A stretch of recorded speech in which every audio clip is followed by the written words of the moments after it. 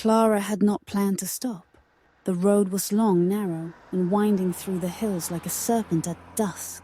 Her car's headlights cut through the mist like blades, but the fog refused to part completely. It clung to the earth, to the trees, to the very bones of the land, as if it were alive and watching. She hadn't meant to take this route, but the GPS had rerouted her after a fallen tree blocked the highway. A voice in the back of her mind told her to turn back, but pride and exhaustion silenced it. A sign loomed out of the fog-faded, weathered wood with peeling paint. Black Hollow, 1 mile. Something about the name stirred unease in Clara's chest, but her gas tank hovered near empty. And there had been no other signs of civilization for miles. She pressed on. Her fingers tightened on the steering wheel. The forest thickened around her like a noose. The trees arched overhead, forming a dark tunnel where daylight dared not follow. The car sputtered once, then again. Clara's heart dropped. She tapped the gas pedal, pleaded under her breath. But the engine gave a final cough and died. The silence that followed was unbearable thick, dense, and unnatural. Even the sound of insects was absent. She stepped out, the gravel crunching beneath her boots, the only sound. Her breath formed pale clouds in the chill air, although it wasn't cold enough to warrant it. Something felt wrong, deeply primally wrong. She popped the hood, but knew even before she looked that it was pointless. Mechanics weren't her strength. And besides, the forest had a way of making everything seem more difficult, more futile. Her phone had no signal. Of course it didn't. Clara looked back down the road. There was no sign of the fallen tree, no break in the trees that she could remember passing. Had the forest already changed behind her? She laughed nervously, trying to dismiss the thought. But it stayed. There was a narrow path leading into the woods, just past the rusted sign she'd passed. Perhaps someone lived nearby. Maybe a cabin, a ranger station, anything. She considered staying with the car, but couldn't shake the feeling that she was being watched. The shadows between the trees shifted slightly, like things moving just out of focus. Heart hammering, but keeping her face composed, Clara grabbed her flashlight and ventured into the unknown. The path wound deep into the forest, every step muffled by thick moss and fallen leaves. The trees here were impossibly tall, their trunks wide and gnarled, bark riddled with claw-like scars. Branches weaved together high above, blotting out the moonlight. Clara's flashlight beam seemed almost swallowed by the dark. Occasionally, she thought she heard footsteps behind her, light, tentative, mirroring her own. But each time she turned, there was only emptiness. She found a clearing after what felt like hours, though her watch claimed it had only been 20 minutes. In the center was a stone structure, perhaps once a well, now crumbled and overtaken by vines. Around it were remnants of something older, broken wooden posts, a rusted weather vane, a half-buried iron lantern. A strange smell lingered in the air, faintly sweet, almost floral, but wrong. She walked to the edge of the clearing, unsure why her heart ached at the sight of it. Clara paused beside the well, peering inside. It was deeper than it looked, the darkness within too thick, too unnatural. She backed away quickly. A sudden gust of wind whispered through the clearing, rustling the trees. Though their branches didn't move, the air felt charged, like before a storm. Yet the sky remained starless and still. She turned to leave, but stopped. There was a woman standing at the tree line, pale, still, dressed in white. The woman didn't move, didn't speak. Her face was hidden beneath long black hair, and yet Clara could feel her gaze, cold and ancient. Every instinct screamed at her to run, but her feet refused to obey. Instead, Clara whispered, "Hello!" Her voice sounded too loud, out of place in this sacred hush. The figure tilted her head ever so slightly, and suddenly, Clara was flooded with memories that were not her own. Visions of loss, of isolation, of screaming into the night with no answer. When Clara blinked, the woman was gone. The forest around her seemed darker now, more oppressive. Something had changed. The path she had taken was no longer there. Panic began to rise in her throat, but she forced it down. She wasn't one to fall apart. Not yet. She picked a direction and walked, though every step felt heavier, like the forest itself was trying to hold her back. Somewhere behind her, just past the edge of sound, something began to follow. The deeper Clara walked, the more the woods seemed to press inward, narrowing the path until she had to sidestep gnarled roots and bend beneath sagging branches. The silence grew heavier, pregnant with anticipation. Every few steps, she swore she heard her name being whispered. So soft it could have been the wind, but it wasn't. It carried the weight of familiarity, the kind that wrapped around old wounds. And still, the thing behind her followed, never close, but never far. Clara thought of her father. He used to tell her stories of forests like these, where people vanished without a trace. She'd laughed then, a child believing the world could be explained with logic and light. But now, in the darkness, she wondered if those stories were warnings disguised as fairy tales. She reached into her coat pocket and gripped the small silver locket he'd given her before he passed. Somehow, the cool metal gave her the strength to keep walking. Ahead, she spotted a faint light flickering through the trees. A fire? A lantern? Whatever it was, it promised warmth, maybe even people. She quickened her pace, ignoring the thorns that scratched her hands and the whispers that grew louder the faster she moved. When she broke into another clearing, the light was gone, but something else remained. A child's rocking horse, weathered and broken, sat in the grass. It rocked gently, though there was no wind. Clara stepped closer, her breath catching. It was the exact model her younger brother had owned, identical, down to the chipped red paint on the mane and the small crack along one of the wooden rockers. He'd fallen from it one winter's day and never quite recovered. He hadn't spoken for months afterward. Clara reached out, touched the handle. The moment her fingers met the wood, a sound pierced the air, a low, guttural moan, echoing from every direction. She backed away, heart pounding. Shadows danced at the edges of the clearing, not cast by any fire, but moving of their own volition. The air turned colder, sharp enough to sting her lungs. Then she saw them figures, fleeting and translucent, wandering between the trees. Some wept. Some stared at her with hollow eyes. All of them bore the same expression: loss. The forest wasn't just haunted. It was made of grief, shaped by it, and it was feeding. Clara ran. She didn't care where anymore.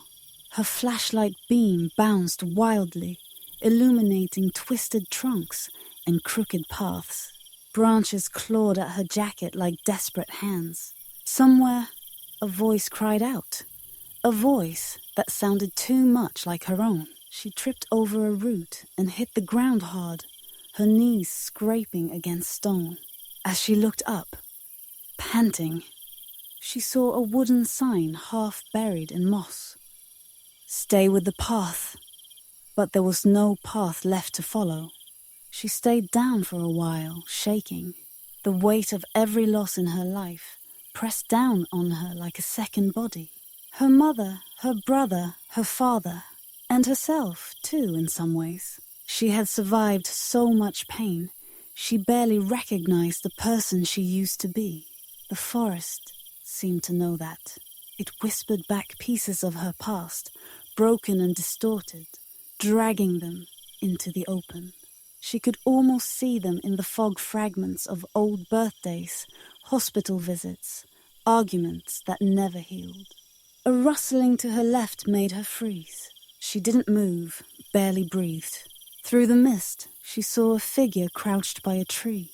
This one was different. Its shape was too angular, too still. It didn't notice her at first. When it finally turned its head, she realized it had no face. Just smooth, pale skin stretched over bone. It tilted towards her, curious. Clara wanted to run, but couldn't. The forest had stolen her strength.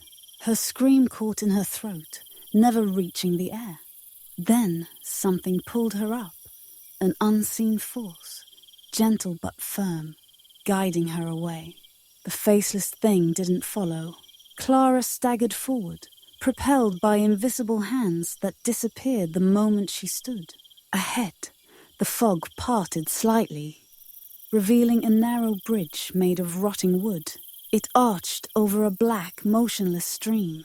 A sign hung crooked at its entrance. "Do not cross at night." But behind her, the whispering had returned, louder now, angry, urgent. Clara stepped onto the bridge. It groaned beneath her weight. Each board creaked like it carried a memory, a name, a soul. She didn't look down. She didn't want to know what lay beneath the water. Halfway across, the wind rose, carrying voices, not her name this time, but questions. Why did you leave? Why didn't you come sooner? Why weren't you enough? Each question was a blade, slicing into old scars. She reached the other side, trembling, and the voices faded into silence.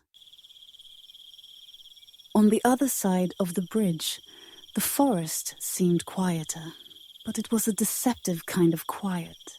The trees, which had once felt alive with movement, now felt like watching eyes. The path ahead was overgrown, barely visible, but Clara kept walking, her legs stiff, each step taken out of sheer willpower. She was certain she'd seen something ahead, a figure standing motionless beneath the trees. It was too far to make out clearly, but she had the sinking feeling that it wasn't human. The air grew thicker. It was as though the forest was closing in, tightening its grip. She tried to focus, to clear her mind, but the voices from before were still there, whispering low, just on the edge of perception. She couldn't make out the words, but the tone so familiar, so sorrowful reached into her chest, tugging at the remnants of her sanity. Clara's breath quickened. She was on the edge of something, but she couldn't tell if it was salvation or doom. The figure ahead remained still, a silhouette against the darkening woods. Her heart pounded, urging her forward, even as her mind screamed to stop. As she got closer, she saw the shape more clearly. A woman, her face hidden by a veil, stood with her back to Clara. In her arms, she cradled something, a bundle, wrapped in cloth. Clara opened her mouth to speak, but the words caught in her throat. She couldn't bring herself to approach. Not yet. The woman didn't move, didn't acknowledge Clara's presence. The only sound was the distant rustling of the trees, as if they, too, were waiting. Clara felt a sudden compulsion to kneel, to bow, to offer something, but she had nothing to give. The woman's silence was deafening. The longer Clara stood there, the more she felt the weight of years of grief, of lost time. It was as if the woman were waiting for her to understand something, but Clara wasn't sure what. The wind began to pick up again, cold and biting. It seemed to carry a new urgency, as though something was coming. Clara felt the hairs on the back of her neck stand on end. She stepped forward, hesitating at first, then more determinedly. She needed answers. She needed to know what this forest wanted from her. "What are you waiting for?" Clara asked, her voice barely above a whisper. The woman did not respond, but Clara thought she heard something soft laughter, like the sound of wind through dry leaves. Suddenly, the veil shifted, and Clara saw the woman's face.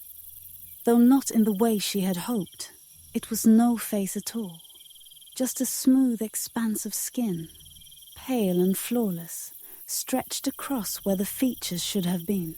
In place of eyes, dark hollows stared back at Clara. A chill ran through her, but it was not the cold of the forest. It was the cold of death itself. Her breath caught in her throat, and she stumbled back, heart racing. But the figure didn't move. It just stood there, waiting. The forest around Clara seemed to pulse, the trees bending in ways that shouldn't have been possible. The ground beneath her feet shifted, becoming unstable, as if the earth itself was alive and breathing. She wanted to run but couldn't. Her body was frozen, her feet planted in place, as if the forest had claimed her body and soul. The whispers grew louder again, now clear, sharp as glass. "Come to me," they beckoned. "Come and see what you have forgotten." A flash of light. A memory flashed before Clara's eyes. It was of her mother, sitting by a fire, telling her stories of their ancestors. They had once lived near a place like this, where the veil between the living and the dead was thin. "You must never walk these woods at night," her mother had warned her. "For the forest remembers. It knows everything, and it will never let go." Clara's heart skipped a beat. Her mother's words were more than a warning, they were a prophecy. And now she was living it. A low rumble shook the ground beneath her, followed by a crack that split the air. Clara spun around, her eyes wide. In the distance, a shadow rose from the ground, twisting upward. It grew, coiling like smoke, or a dark tendril of some ancient force. The forest had been waiting for this moment. She could feel it now. Every branch, every root, every rock seemed to be alive, vibrating with the same dark energy. The shadow moved closer, slowly, deliberately. Clara knew what it was now. It was the forest's guardian, its protector, its warden. The ancient force that had kept the woods alive for centuries, feeding on the lost and the desperate. Clara's legs trembled as the shadow closed the gap. It was not a thing of flesh, not of any world she understood. It was something older, something born of grief, loss, and the forgotten past. Its presence consumed everything: her thoughts, her breath, her very soul. Clara felt herself slipping away, pulled into the darkness. But then, as if a memory from a distant dream, a voice whispered her name.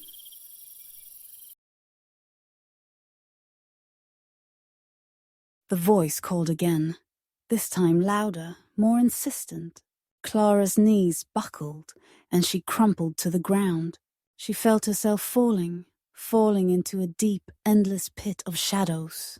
The world around her spun, a blur of darkness and mist.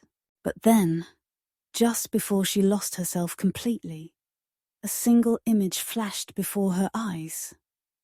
Her mother's face, warm and loving, bathed in soft golden light. Her mother's hands, holding her close, keeping her safe. "You are not alone," the voice said. "Not yet."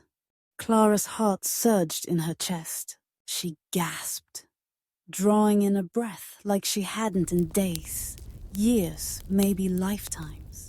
She fought to rise, forcing herself to stand, despite the weight of the forest pressing down on her. The shadow loomed larger, its form twisting in unnatural ways. But Clara felt something shift within her. The fear, the sorrow, the loss.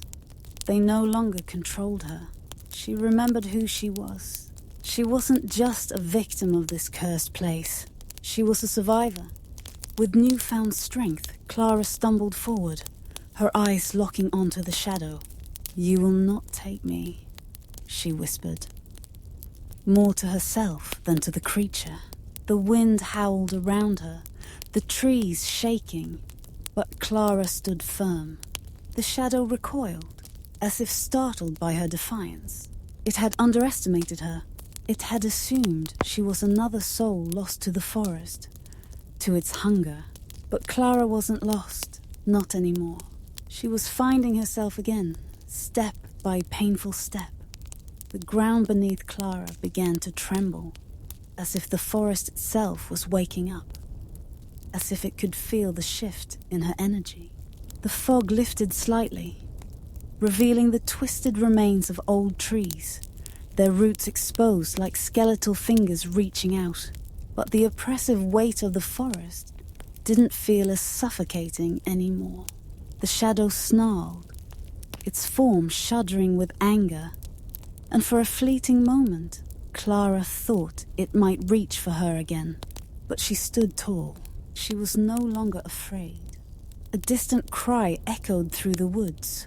One of the lost souls, perhaps, or something far darker. But Clara didn't flinch. The memory of her family, of her strength, burned bright within her. A flame that refused to be extinguished. She turned away from the shadow, walking briskly through the overgrown path, not knowing where it led, but trusting in her own resolve. The forest was still alive, still watching, but it no longer held the power to drag her down. Hours passed, at least. Clara thought it must have been hours. The forest around her seemed to stretch on forever. But with each step, the fog grew thinner, the air lighter. It wasn't the peaceful clarity of dawn, but the suffocating grip of the forest had loosened. The trees, once bent with menace, stood tall and straight. The rustling of unseen creatures faded into the background. For the first time since she entered, Clara felt a spark of hope. She was getting out. The forest was releasing her. And yet, the whispers never completely left. They lingered just behind her thoughts, as though the forest was still trying to pull her back into its dark embrace. "You belong to us," the wind hissed, and Clara's breath caught. But she didn't look back. She couldn't. The forest had taken enough from her. Her peace, her memories, her sense of self. She would not let it take any more. The thought of her mother's voice, calm and steady, propelled her forward. Finally, the trees parted. She stumbled out of the forest, her clothes torn, her body aching, but alive. The mist cleared, revealing a distant stretch of road and the dim glow of lights in the distance. She was free. She had made it. The forest, in all its twisted horror, had let her go. But Clara knew it wasn't done.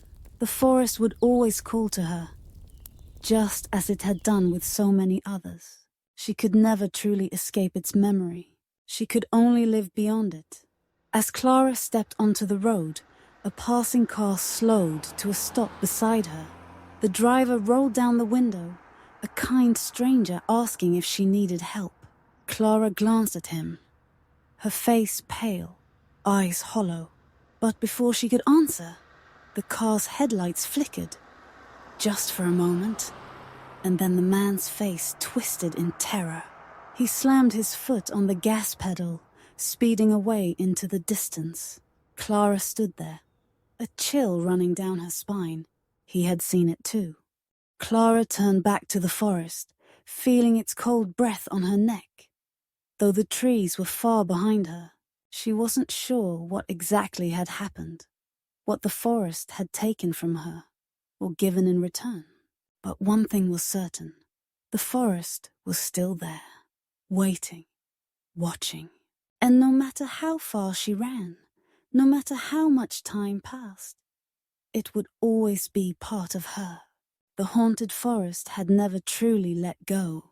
It had only let her go, for now.